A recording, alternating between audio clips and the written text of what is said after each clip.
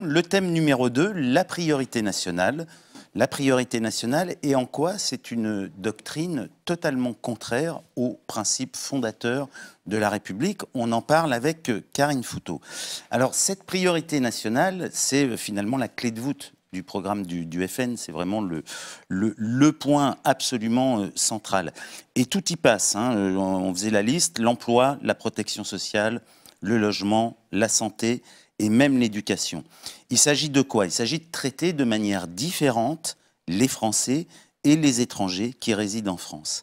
Alors, la question, c'est comment peut-elle casser ce qui est aujourd'hui inscrit dans la Constitution, c'est-à-dire en plus la base de notre contrat social et de notre vivre ensemble, c'est-à-dire la non-discrimination. Comment peut-elle passer outre? Elle peut le faire très simplement en passant par référendum, en passant donc cette notion de priorité nationale. Si elle décide de le passer par référendum, et notamment par l'article 11, qui lui permet d'aller directement devant le peuple, elle peut casser comme ça 200 ans, hein, parce qu'il faut quand même dire que ce principe de priorité, enfin cette doctrine de priorité nationale, met en cause 200 ans d'histoire politique, d'organisation politique française qui est fondée sur ce pilier qui est l'égalité, hein, qui est central vraiment dans l'organisation de la vie politique française. Donc revenir là-dessus, donc ça supposerait une réforme institutionnelle d'énorme ampleur, et donc ça supposerait que voilà, elle en passe par référendum, et ça mettrait à bas comme ça tout un pan de la vie politique française. Ça aurait évidemment des effets catastrophiques pour les premiers concernés, hein, en l'occurrence les étrangers.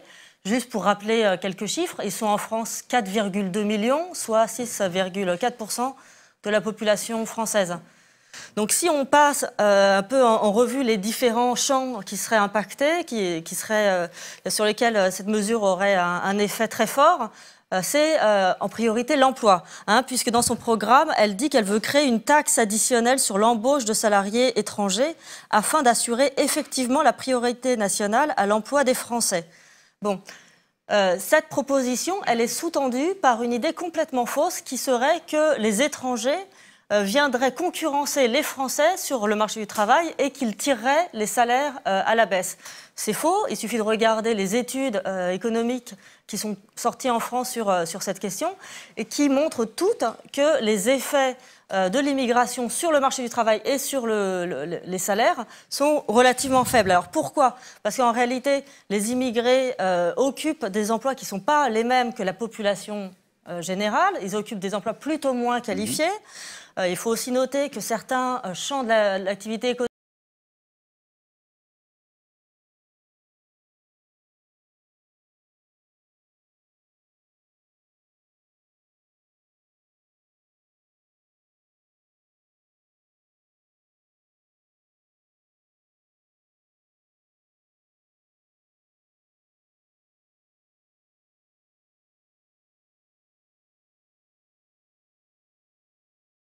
ont plus tendance que les natifs, entre guillemets, c'est-à-dire les Français nés en France, à créer leur propre entreprise. Donc là aussi, ça bénéficie à l'ensemble de l'économie. Et puis surtout, ils participent à l'équilibre des régimes sociaux. Tout à fait. Plutôt que de les déséquilibrer, au contraire, leurs contributions sont des plus dans cet équilibre-là. Voilà, alors ça c'est un argument systématique de Marine Le Pen, donc, qui dit que la protection sociale sert de pompe aspirante à l'immigration. Donc moi, ça fait une quinzaine d'années que je suis ces questions-là. Je n'ai jamais rencontré un réfugié ou un migrant me disant qu'il venait en France pour bénéficier des aides sociales. Donc peut-être qu'une des choses qu'elle devrait faire, c'est de prendre la peine de discuter avec une ou deux personnes pour entendre ça. Et là, c'est pareil, les travaux économiques, les études des économistes montrent effectivement que les immigrés, tendanciellement, ne sont pas une charge sur les comptes sociaux. Qu'au contraire, les immigrés ont tendance à rapporter, même si ce n'est pas forcément très heureux comme expression, à rapporter plus au pays, à l'État, au compte de l'État qu'ils ne coûtent. Pourquoi ? Parce que là aussi, il faut expliquer, c'est des mécanismes économiques qui sont intéressants à regarder. Les immigrés, ils sont arrivés formés sur le marché du travail. Ils arrivent, l'État français n'a pas eu à prendre en charge leur formation, leur éducation. Et ça, c'est un coût énorme pour un État de financer l'éducation de ses enfants, de ses élèves, de ses étudiants.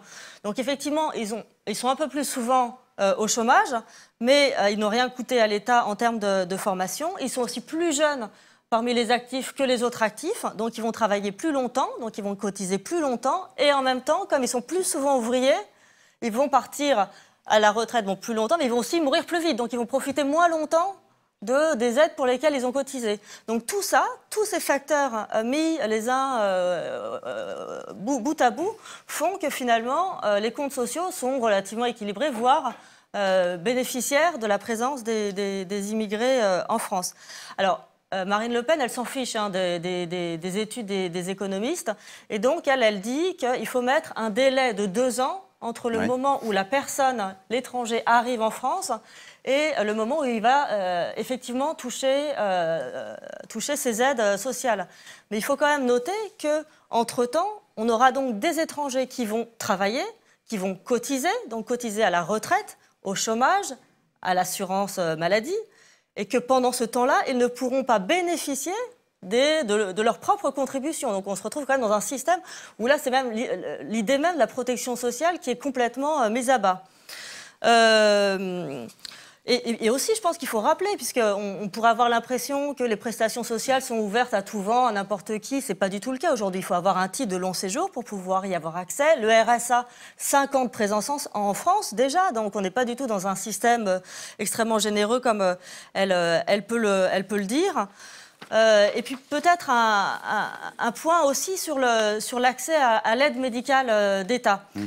Puisque là, c'est pareil, elle veut supprimer complètement l'accès des étrangers, et notamment des étrangers en situation irrégulière, à l'aide médicale d'État. Et ça, c'est pareil, tous les experts, tous les observateurs, tous les acteurs de santé disent que les conséquences d'un tel geste seraient dramatiques, non seulement pour les étrangers eux-mêmes, mais pour l'ensemble de la population. Pourquoi ? Parce que le risque, par exemple, de diffusion d'épidémies serait démultiplié, et donc des risques de santé publique qui concerneraient l'ensemble de la population, mais aussi pour les finances publiques, puisque une personne qui se rend plus tard à l'hôpital pour se faire soigner, c'est une personne qui coûte plus cher à la collectivité. Et puis peut-être juste pour terminer sur cette préférence nationale sur l'école, puisqu'elle a quand même évoqué le fait que les enfants d'étrangers n'auraient plus un accès gratuit à l'éducation. Bon, alors là, c'est contraire à l'ensemble des principes qui constituent nos valeurs, donc la Constitution en priorité, mais les lois Ferry sur l'enseignement primaire obligatoire, laïque et gratuit, et aussi, on peut le dire quand même, la Déclaration universelle des droits de l'homme. Donc si on regarde par rapport à cette histoire de priorité nationale, de préférence nationale, je ne vois dans la Constitution qu'un garde-fou qui se trouve à l'article 89 de la Constitution, article qui dit que la forme républicaine du gouvernement ne peut faire l'objet d'une révision. Et on peut espérer que les juristes considéreraient que le principe d'égalité qui est au fondement de notre système politique serait indissociable de la forme républicaine de notre gouvernement, et donc elle ne pourrait peut-être pas, faut-il espérer, le détruire.